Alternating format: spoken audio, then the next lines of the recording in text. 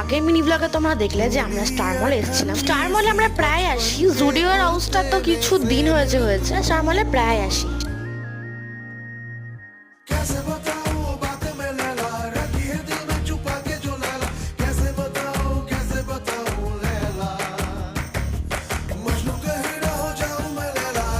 Star মলে অত video করা যায়নি কারণ সব জায়গায় ভিডিও করা যায়। তারপরে আমরা কিছু আইসক্রিম বাইরে বেরিয়ে খেলাম অ্যান্ড দেন আমরা চলে এসেছিলাম বাড়ির দিকে। অ্যান্ড বাড়িতে আসার সময় আমি কিনলাম ফুচকা আর গেলাম আরো কিছু স্ন্যাক্স কিনতে।